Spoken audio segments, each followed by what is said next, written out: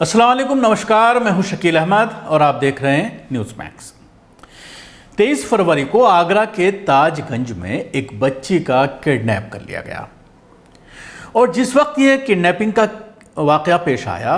उस वक्त सीसीटीवी के कुछ फुटेज मिले जिसमें ये देखा गया कि एक युवक पठानी सूट पहने हुए एक बच्ची को लेकर के जा रहा है और उस बच्ची को बुर्का पहनाया जा रहा है। इस पूरे मामले को ट्वीट किया गया। आजकल एक वेबसाइट, फर्जी वेबसाइट है जिसमें अक्सर फेक न्यूज़ होते हैं या बीजेपी का जो एजेंडा है उसको दर्शाने के लिए इस वेबसाइट को बनाया गया है। इस वेबसाइट पर हम बाद में बात करेंगे, पहले इस केस पर हम बात करते हैं। तो इस वेबसाइट ने ट्वीट किया और अपनी वेबसाइट पर जो खबर लगाई उसमें बाकायदा 2 फोटो लगाया। आप टीवी स्क्रीन पर देख सकते हैं कि एक में बच्ची एक युवक के साथ बिना बुर्के के है और दूसरे फोटो में बुर्के के साथ बच्ची नज़र आ रही है।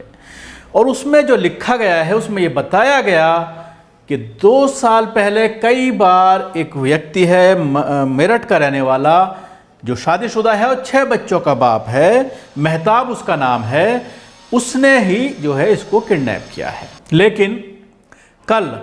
दिल्ली के तिलक नगर इलाके से इस लड़की को बरामद किया गया है और जब उससे पुलिस ने पूछताछ की है तो उसने कहानी कुछ और बताई है। उत्तर प्रदेश में जिस तरह से अगर कोई क्राइम में किसी मुस्लिम का नाम आता है तो उसको तुरंत गिरफ्तार कर लिया जाए, तो न सिर्फ उसको गिरफ्तार कर दिया जाता है बल्कि पूरे घर को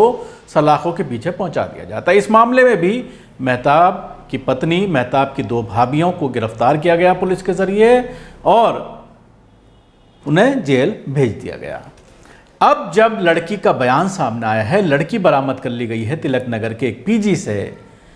तो उसने ये कहा है कि वो अपने घर से खुद अपनी मर्जी से आई है और जो नाम उसने बताए हैं, दिव्यांशु नाम बताया है कि दिव्यांशु के साथ आई है। उसकी मौसी, उसकी फुप्पो जो हैं उसके यहाँ पर इसका आना जाना था इस लड़के का और उसके साथ ही नीरज और पिंकू, 3 लड़कों के नाम का उसने खुलासा किया है कि इन तीनों ने इसकी वहाँ से भागने में मदद की। पूरा वाकया बताया है कि किस तरह से वो घर से निकल कर आई, थोड़ी दूर तक ऑटो से आई और उसके बाद वहाँ पर गाड़ी खड़ी हुई थी, गाड़ी में 2 लोग पहले से मौजूद थे और उसके बाद इस लड़की को बिठा करके दिल्ली लाया गया और तिलक नगर में एक पीजी में रखा गया। तो ये पूरा मामला खुल करके सामने आया है। लेकिन जब हकीकत इस पूरे मामले की सामने आ गई, जब ये खुलासा हो गया कि किसी भी तरह से मेहताब का इस केस से कोई लेना देना नहीं है, जो पूरा वाकया, जो पूरी घटना को अंजाम दिया गया है वो उन 3 युवकों के जरिए दिया गया है जिनके नाम दिव्यांशु, नीरज और पिंकू हैं, तो उसके बाद भी इस वेबसाइट ने, ओपी इंडिया जो है, इस वेबसाइट ने उसके बावजूद इस खबर को पूरी तरह से नहीं बताया। उसके बाद नाम गायब कर दिए गए आरोपियों के और यह नहीं बताया गया कि किस तरह से ये पूरी घटना जब घटी है तो उसमें किस तरह से दिव्यांशु किस तरह से उसको लेकर गया, लड़की के बयान का उसमें जिक्र नहीं किया गया, जिससे आप अंदाज़ा लगा सकते हैं कि किस तरह की मानसिकता पूरी तरह से जर्नलिज्म में छा गई है, मीडिया में छा गई है। और देखने में यही आता है, अक्सर आप जब अखबार देखते होंगे सुबह को, ख़ासतौर से हिंदी के अखबारात को अगर आप देखते हैं तो उसमें आप इस चीज़ का बखूबी अंदाज़ा लगा सकते हैं, जिसमें जब हेडिंग का जिक्र होता है, जब हेडिंग होती है, उसमें अगर कोई आरोपी अगर मुस्लिम है तो उसका नाम लिखा जाता है और गैर मुस्लिम है तो नाम गायब कर दिया जाता है। इस तरह की पूरी तरह से एक साजिश के तहत पूरी कम्युनिटी को बदनाम करने की, ये बताने की कि इनका काम क्राइम करना है, इनका काम गलत काम करना है, इस तरह का मैसेज दिया जा रहा है। अब हम बात करते हैं ओपी इंडिया जो एक वेबसाइट है, इसको लेकर के जो ये अपने आप को ये दावा करती है कि ये फैक्ट फाइंडिंग की एजेंसी है, फैक्ट फाइंडिंग की वेबसाइट है, लेकिन इसके बारे में जो चौंकाने वाले खुलासे हैं ये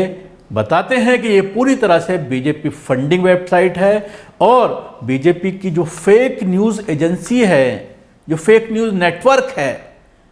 जो सोशल मीडिया पर छाया रहता है। अक्सर व्हाट्सएप यूनिवर्सिटी पर आप इनका ज्ञान सुनते होंगे,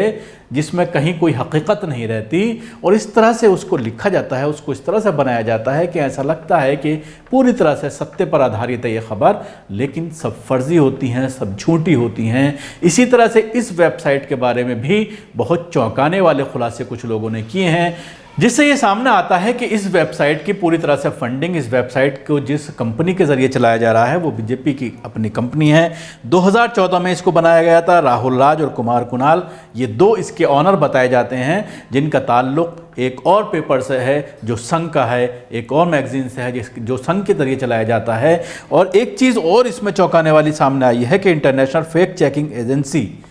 जो दुनिया की मानी हुई एजेंसी है, उसके यहाँ पर 2018 में इन्होंने आवेदन किया था कि इनको जो है फैक्ट चेकिंग का लाइसेंस दिया जाए,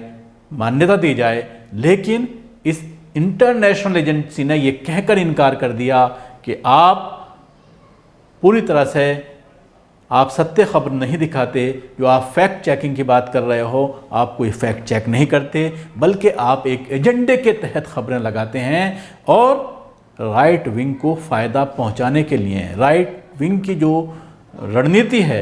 उसमें आप शामिल हैं, और उनके ज़रिए जिस तरह से फेक न्यूज़ों का एक जाल, एक रैकेट चलाया जा रहा है, उसके लिए आप सहयोगी के तौर पर काम कर रहे हैं। जाहिर सी बात है, इससे आप अंदाज़ा लगा सकते हैं कि किस तरह से खबरों को तोड़ मरोड़ कर पेश किया जाता है और मुसलमानों को बदनाम करने की एक मुनज़्ज़म साजिश देश के अंदर चल रही है। और इस तरह की खबरें अक्सर आप देखते होंगे कि सोशल मीडिया पर, ख़ासतौर से व्हाट्सएप पर अक्सर फॉरवर्ड होती हुई आपके पास आती होंगी, ख़ासतौर से ऐसे ग्रुप में जिसमें ज़्यादातर गैर मुस्लिम मौजूद हैं, और अपना काम ये धीरे धीरे स्लो पॉइजन के तौर पर दे रही है, और जिसके ज़रिए पूरे देश में मुसलमानों के प्रति नफ़रत बढ़ती जा रही है। शुक्रिया। आपको हमारा प्रोग्राम कैसा लगा ज़रूर बताएं। हमारे यूट्यूब चैनल को सब्सक्राइब करना ना भूलें, इसके साथ ही बेल आइकन जरूर दबाएं। सभी अहम खबरों के लिए न्यूज़ MX को सब्सक्राइब करें, साथ ही बेल आइकॉन को जरूर दबाएं। लाइक, शेयर, कमेंट करना ना भूलें।